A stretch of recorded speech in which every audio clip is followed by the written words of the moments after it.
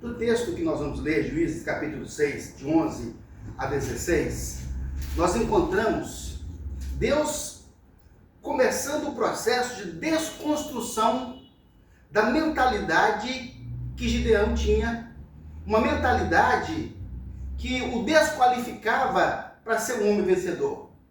Uma mentalidade que foi incutida nele durante, possivelmente, a sua vida inteira. Mas Deus, naquele dia, chamou Gideão, falou: Gideão, eu hoje vou curar a sua mentalidade.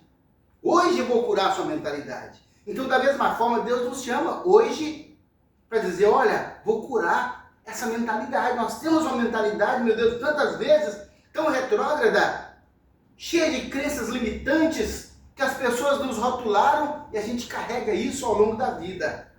Mas a Bíblia então vai dizer assim, olha aqui, Juízes 6, de 11 a 16. Então veio o anjo do Senhor e assentou-se debaixo do carvalho que está em Ofra, que pertencia a Joás, a Biesrita, e Gideão, seu filho, estava malhando trigo no lagar, para o pôr a salvo dos midianitas. Queridos, olha que interessante que o texto fala que o anjo do Senhor, que é o próprio Deus, é a personificação de Deus, o anjo veio, olha aqui, meus irmãos, ele se assentou.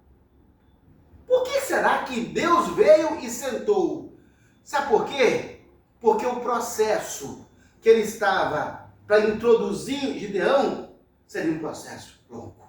Deus veio e se assentou. Queridos, então Deus nos chama e ele vem diante de nós e se assenta para esperar que a nossa mentalidade seja tratada. Deus nos chama e se assenta, diz: olha, vem cá, senta aqui comigo, porque nós vamos começar a reconstruir sua vida. Essa foi a proposta de Deus para Gideão, reconstruir a vida dele, e não só a vida dele, mas toda a nação. E olha só, que essa reconstrução da vida de Gideão começou pela mudança da mentalidade dele. Por isso que a Bíblia fala, né, Paulo escrevendo no Romanos, capítulo 12, fala: olha, transformai-os pela renovação da vossa mente, para experimentar a boa, perfeita e agradável vontade de Deus. Meus queridos, minhas queridas, Deus tem uma vontade para nós, que é boa, agradável e perfeita. Mas ele fala assim: para começar isso, tem que transformar a mente. Tem que transformar a mente. Sabe, nós vamos trabalhar com isso, para que todos nós tenhamos essa mentalidade mudada, transformada, empoderada, de uma maneira tão grande, que nós sejamos referência para outras pessoas se inspirarem em nós. As pessoas vão se inspirar em você. Vão olhar para você e dizer: peraí, que água que você bebe, hein? Onde é que você vai? Que livro que você lê? Aonde é que você está? As pessoas vão se inspirar em nós. E aí, continuando, no verso 12. Então o anjo do Senhor lhe apareceu e lhe disse: o Senhor é contigo, homem valente. Será que o Gideão não sabia disso? O Senhor é contigo, homem valente. O Senhor é contigo. O Senhor é conosco. E diz: olha, homem valente. Esse é o rótulo, esse é o nome que Deus coloca em nós. Quer dizer, quando Deus olha para nós, Deus vê isso aqui: olha, homem valente, mulher valente, pessoa corajosa, ousada, destemida. O Senhor é contigo, homem valente. Respondeu-lhe Gideão, verso 13. Ai, meu Senhor. Meus irmãos, a resposta dele começa com um lamento. Ai, meu Senhor. Começou a choradeira, começou a melancolia, começou o sofrimento, começou a autocomiseração. Olha aqui. Sabe, gente, isso aqui, esse Gideão aqui, do versículo 13, meu Deus, é o Gideão que nós conhecemos tantas vezes estampado em nós mesmos. Ah, meu Senhor, é sempre aquela coisa ruim, é aquilo que não vai dar certo, é aquilo que não deu certo, é aquilo que não funcionou. Deus chega e fala: homem valente. Ah, não, Senhor. Peraí, que dia que a gente vai mudar a mentalidade sobre nós mesmos? O que Deus está falando? O que Deus está falando conosco? Deus chega e fala: você é valente. Eu sou aquilo que a Bíblia diz que eu sou. Lembra do pastor Márcio Valadão? Não tem como eu lembrar. Eu sou o que a Bíblia diz que eu sou. sou. Eu sou o que Deus diz que eu sou. Então Deus chega para o Gideão e fala: homem valente. Ele fala: meu Senhor. Não, Senhor, eu não sou não. Até quando nós vamos aceitar essa mentalidade do mundo? Que é a mentalidade retrógrada, derrotista, de que nós não somos aquilo que Deus falou, que nós não merecemos. É isso, ele não merece. Porque o Senhor vai te dar tanto. Não, não precisa disso tudo não. Porque eu vou te dar. Nossa, você não sou nada disso não. Peraí, meu Deus, quem é que falou isso? Quem é que trouxe isso para nós? Aí Gideão começou a lamentação: ai, meu Senhor, se o Senhor é conosco, por que não sobreveio tudo isso? Quer dizer, ele fala: olha aqui, Senhor, que a minha vida está toda errada. Ora, por que estava tudo errado na vida dele? Por que estava dando tudo errado na vida dele? Porque a mentalidade dele era uma mentalidade idólatra. Porque a mentalidade dele era uma mentalidade movida pelo medo. Porque Baal era o deus do medo. Ele funcionava, ele era temido, ele era respeitado, cultuado a partir do medo. Deus tinha que mudar essa mentalidade dele, gente. Porque o nosso Deus, esse Deus a quem nós servimos, ele é Senhor, ele é Rei, ele é o Todo-Poderoso, mas ele é Pai. E ele quer ser nosso Pai. Ele quer ser o Pai de todos nós. Mas eu tenho que aceitar. Gideão falou: não, Senhor. Não, Senhor. Não é desse jeito, não. Olha, Senhor, como é que está a nossa miséria? Mas onde é que estava a miséria de Gideão? Sabe onde estava? Na mentalidade dele. Porque ele vai dizer lá embaixo: eu sou o mais pobre. Eu sou o menor. Eu sou o mais fraco. Eu sou o mais incompetente. Eu sou o que não sabe nada. Meu Deus do céu, nós estamos percebendo então, Gideão, é por isso, Gideão, que tudo isso lhe sobreveio, porque é isso que você atrai, é isso que você pensa, é isso que você atrai para si. O que a gente pensa, hein? O que a gente gasta o nosso dia, em que nós pensamos, como é que nós analisamos a relação de Deus, como é que nós olhamos para nós mesmos? Eu tenho que reconhecer sim que sou um miserável pecador, mas que agora fui redimido pelo sangue de Jesus para ser um santo filho de Deus. Amém. Santo filho de Deus. Peraí, quer dizer que Deus então não é, meus queridos, o carrasco? Deus não é o rei tirano? Deus é Pai. E aí nós precisamos nos relacionar com Deus como um Pai. Mas peraí, o Pai é o seu filho, o filho é obediente. O filho é temente, o filho é respeitoso, o filho é herdeiro. Mas esse filho herdeiro, ele tem que entender que antes de ser herdeiro, olha aqui, ele é respeitoso, ele é obediente, ele serve ao seu Deus. Essa é a mentalidade de Gideão. Ele não tinha essa mentalidade. A mentalidade dele estava centrada no fracasso, na pequenez, na miséria, na desordem, na bagunça. Gideão, meus irmãos, ele estava malhando trigo para esconder. É isso que Israel fazia, porque o inimigo vem, então eles tinham que cavar buracos, pegar a comida, ensacar tudo, enterrar. Os midianitas viriam para roubar tudo. E o povo, sabe o que ele tinha que fazer? Largar as casas dele, ir para as cavernas, abriam cavernas e escondiam lá dentro até o povo ir embora. Olha a condição desse povo. Olha a condição desse povo, qual é a mentalidade deles? Que nós somos fracos, que nós somos oprimidos, que nós somos roubados. É essa a mentalidade dele. Então, era isso que ele carregou. Gideão estava acostumado a viver nessa situação, e era isso que as pessoas falavam. Não, Gideão, mas é assim mesmo, a gente tem que esconder mesmo. O midianita vem e rouba mesmo, quase como se fosse um direito deles roubar Israel. E as pessoas falam: não, é assim mesmo. Gente, quando alguém fala esse é assim mesmo, ele está falando assim para a gente: se conforma com isso, tá? Se conforma com isso. Não tem que conformar com a desordem, não tem que se conformar com a miséria, não tem que se conformar com a doença, não tem que se conformar com o trauma, com o medo. A gente não tem que se conformar com nada disso, porque Deus chega e fala: homem valente, levanta, vem cá, homem valente. E Deus se assenta para tratar conosco. Então, gente, Deus se assenta para tratar com a nossa mentalidade. Ao longo de toda a Bíblia, Deus está falando na mente do homem. Ao longo de toda a Bíblia, Deus está mudando a mente do homem. E Paulo fala, olha, você tem que transformar, é o que nós chamamos de metanoia. A metanoia é a mudança de mente, é a metanoia. O dia que a gente experimentar a metanoia, é como se fosse o despertar, é como se fosse acordar, é como se fosse despertar para um outro mundo. Então Gideão agora estava naquele mundo cinzento, obscuro, onde ele era fraco, onde ele era pobre, onde ele era miserável, oprimido e roubado. E Deus então chega diante dele e fala, Gideão, vamos mudar essa história, Gideão? Ele fala, ah não, Senhor. Ah não, Senhor. Quantas vezes Deus chega para nós para falar, vamos mudar essa história?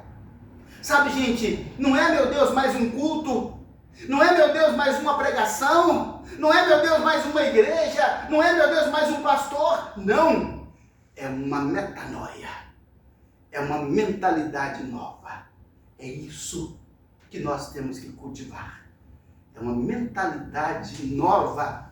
Por quê? Porque a boa, perfeita e agradável vontade de Deus só pode ser experimentada com a mente nova. Sabe por quê? Porque a mente velha é essa mente aqui do Gideão. Ai, meu Deus! Não, Senhor, eu sempre fui abusado a vida inteira, eu sempre fui explorado a vida inteira, eu sempre fui xingado a vida inteira, e nós pensamos que isso é a nossa vida, e nós pensamos que isso é o nosso destino, e que nós não temos direito a dar um passo largo, a levantar a cabeça e olhar adiante. Nós temos que tratar o ser humano na sua totalidade. A Bíblia, então, apresenta o homem de forma tricótoma, 3 partes, que é espírito, alma e corpo. E Deus, quando vem tratar conosco, meus irmãos, Ele quer tratar tudo.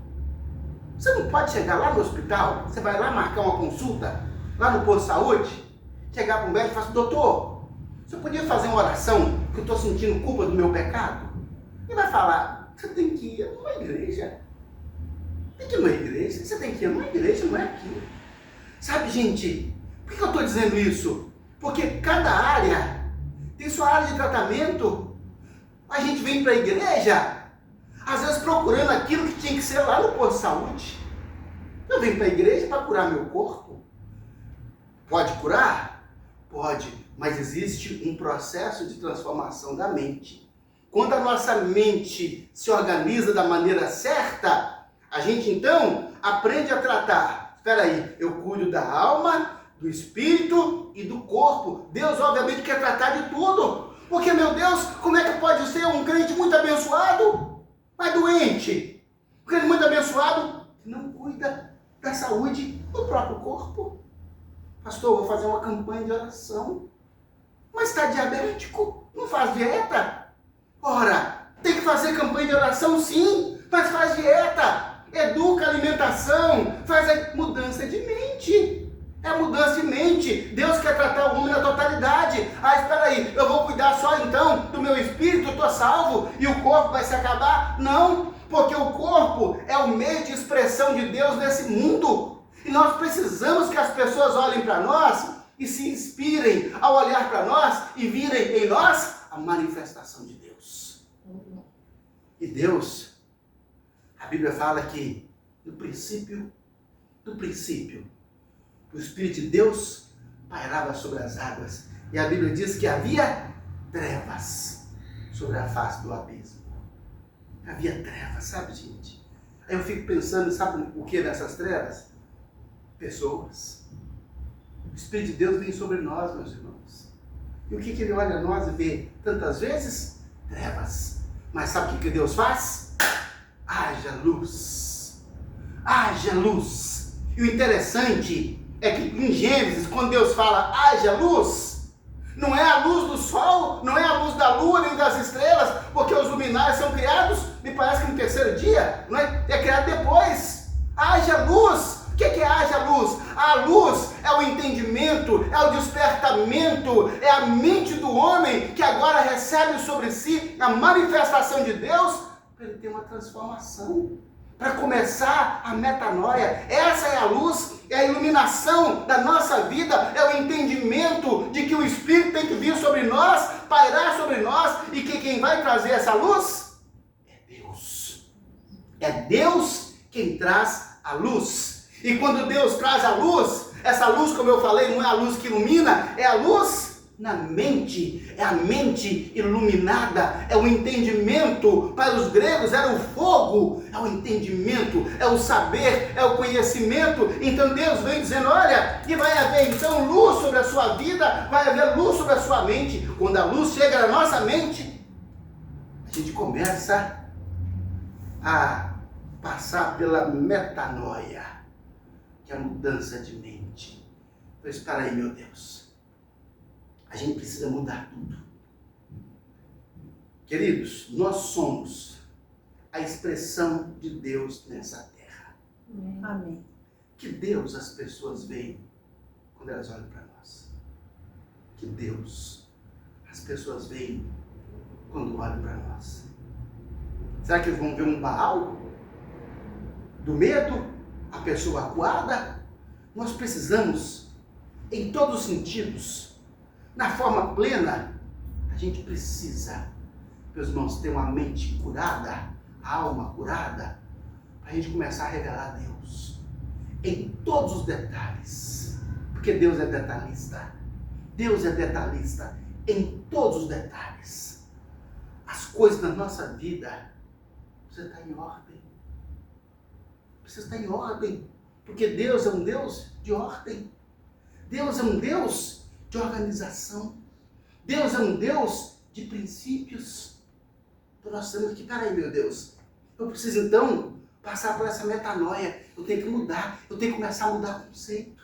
Não, pastor, é assim mesmo. Não é assim mesmo. Não pode ser, nunca foi. Não foi para isso que Deus nos criou. Não foi para isso como Deus criou o homem, Deus o colocou no paraíso.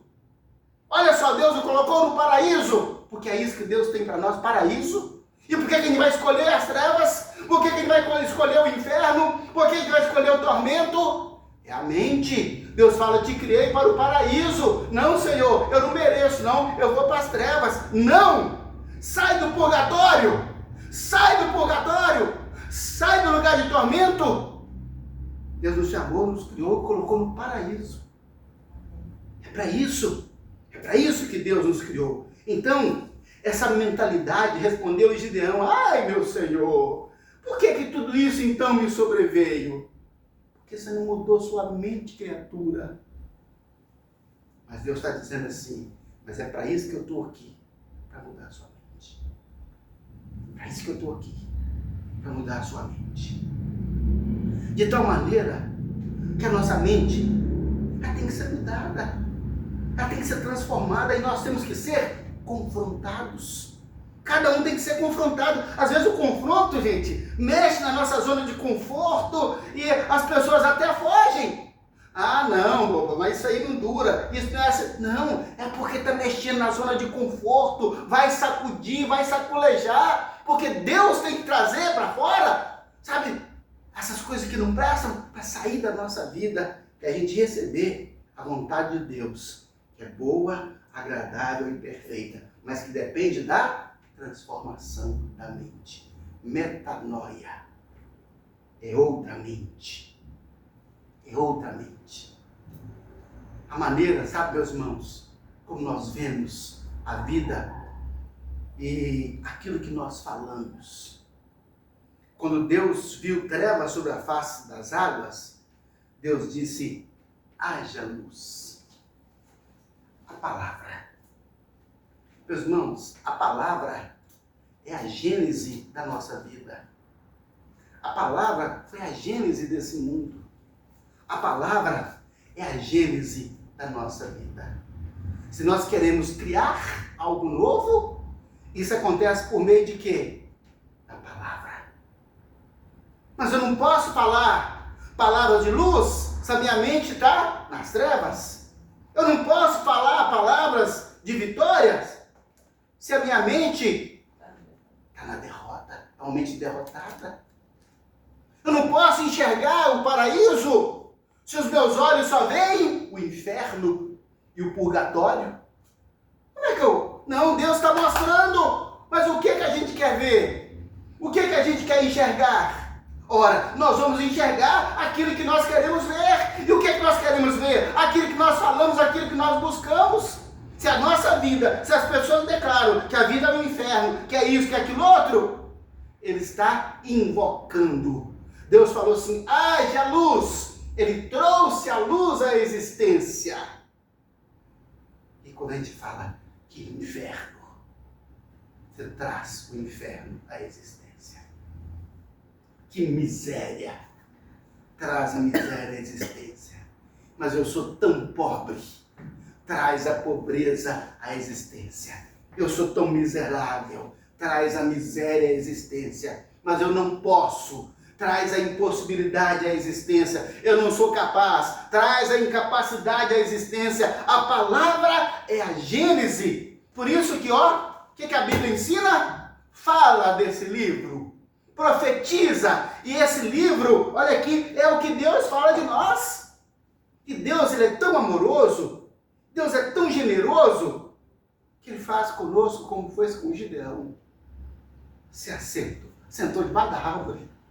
Imagina Deus sentado debaixo da árvore, ficou assim olhando o Gideão malhando o trigo, depressa para esconder. Que é isso, Gideão? Homem valente. Sabe, gente, quando Deus disser que você é valente, diga amém. Sabe, diga sim, Senhor, eu sou valente. Mas, olha aqui, o texto fala, sabe, se eu estou contigo, então você vai vencê-los como se fosse um só homem. Se eu estou contigo, Gideão, você é um valente, sabe por quê? Porque diante dele estava o Deus Todo-Poderoso, o Senhor da guerra e o Senhor da paz. Ele é o Senhor da guerra e ele é o Senhor da paz. Estava diante dele. Ô Gideão, olha aqui. Se é assim, Senhor, por que nos sobreveio tudo isso? E o que é feito das suas maravilhas que os nossos pais contaram, dizendo que o Senhor fez isso, aquilo outro, e agora o Senhor nos desamparou e nos entregou nas mãos dos midianitas? Qual é a confissão dele? O Senhor nos desamparou. Essa é a confissão dele. O Senhor nos desamparou. Quando alguém confessa que o Senhor desamparou, como é que essa pessoa vive? Como um desamparado, como um órfão, como aquele que não tem pai. E sabe aquele que não tem pai, órfão, sabe como que ele vive? Como pedinte. Como pedinte, como quase que pede esmola. Quase que pede esmola. Sabe, gente, quem tem pai, tem a confiança de chegar diante do pai. Então, Gideão está vivendo assim, o Senhor nos desamparou. Essa era a crença que era pregada em Israel. Não, gente, Deus desamparou Israel. Eles não entendiam que aquilo era resultado da mentalidade deles, que adotou outras divindades que não são deuses, e eles foram se afastando de Deus, e diz, olha, o Senhor nos desamparou, e foi isso que foi pregado. Por isso que a gente não pode aceitar na nossa vida que as pessoas nos rotulem ou que as pessoas falem maldição sobre a nossa vida. Não, meus irmãos. Nós devemos por fé. Nós devemos por fé. Aí, às vezes você está sentindo uma coisa. Eu estou sentindo uma coisa estranha. O que eu estou sentindo isso aí? Aí você comenta com alguém. Ô fulano, você está esquecendo? Bobo, tem umas pessoas que têm Alzheimer cedo, né? Inclusive tem 2 parentes meus que já estão com Alzheimer, com a idade mais nova que a sua. A pessoa começa, agora eu estou com Alzheimer. O outro fala, não, isso é depressão mesmo, né? É depressão? Aí vai lá no Google, né? Deixa eu ver aqui. Sintoma, eu estou sentindo isso e isso. É depressão. O remédio para isso é esse, aquilo, outro. E a pessoa começa, estou com Alzheimer, estou com depressão, vou ter que tomar 5, 6 remédios. Ele começa a dizer, eu sou doente, eu tenho que tomar tantos remédios, eu estou assim, eu estou aquilo outro. E essa rotulação, gente, começa a marcar a vida dele. A proposta de Deus para Gideão, antes de libertar o povo, gente, era libertar a mente do Gideão. A proposta de Deus para nós, meus irmãos, antes de fazer talvez os milagres que nós estamos esperando, é Deus curar nossa mente. Sem a mente curada, Deus não vai agir. Deus não vai agir. Você não pode dar um avião, um helicóptero para um menino de 5 anos. Não pode. Ele tem que aprender a lidar com isso, ele tem que crescer, ele tem que ter maturidade, ele tem que entender. Da mesma forma, nós ficamos pedindo a Deus as coisas, Deus fala, mas a sua mentalidade não mudou ainda, meu filho. A sua mentalidade ainda é Gideão malhando trigo, é Gideão escondido no buraco, é Gideão enterrando a comida. Fica enterrando a comida, meu Deus, que vai fazer falta com aquela miséria toda. Não, gente. Deus sempre falou assim, olha, se me servirdes, comereis o melhor dessa terra. Melhor dessa terra. Ah, meu Deus. A gente tem que tirar da nossa vida. Qual que é o mais barato, hein? Qual que é o mais barato? Sabe, a gente tem que tirar da nossa vida essa miséria de Gideão, da escassez, de que vai fazer falta. Um medo, sabe, que nos trava e a gente fica, meu Deus, enraizado na miséria. Ah, meu Deus. Então se virou o Senhor para Gideão e lhe disse, vai nessa força e livra Israel das mãos dos midianitas, porque não te enviei eu? Ele disse, ai meu Senhor, outra vez a lamentação, como livrarei Israel? Eis que a minha família é a mais pobre em Manassés, e eu sou o menor da casa do meu pai.